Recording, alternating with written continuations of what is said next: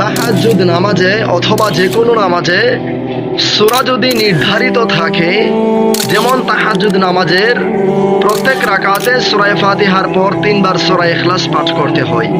এটা বাধ্যতামূলক নয়, তবে ফায়েজের ক্ষেত্রে, আমলের ক্ষেত্রে, ফজিলতের ক্ষেত্রে 3 বার সূরা ইখলাস পাঠ করা অতি উত্তম।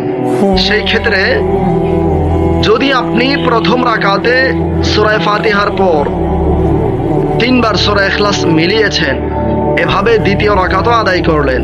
ধরেন আপনি 12 রাকাত নামাজ আদায় করতে চেয়েছিলেন, 4 রাকাত পড়ার পর হঠাৎ করে আপনি সূরা ফাতিহার পর 3 বার সূরা ইখলাস পাঠ না করে যে কোনো সূরা পড়া শুরু করে দিয়েছেন।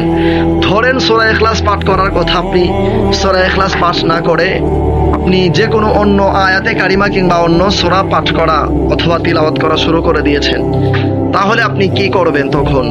কারণ যেহেতু ফজিলতের কারণে সূরা নির্ধারিত, সেহেতু আপনাকে সেই সূরাই পড়তে হবে, অন্য কোনো সূরা পড়লে ফজিলত পাবেন না।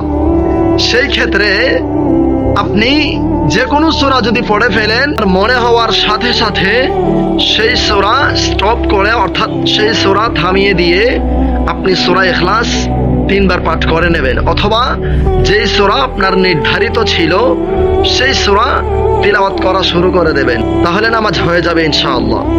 আশা করছি আপনারা সকলে বুঝতে পেরেছেন। আজকের ভিডিওটি সওয়াবের নিয়তে অন্য ভাই বোনদেরকে শেখানোর, জানানোর নিয়তে প্রচুর পরিমাণে শেয়ার করে সারা বিশ্বে ছড়িয়ে দিন। আসসালামু আলাইকুম ওয়া রাহমাতুল্লাহ।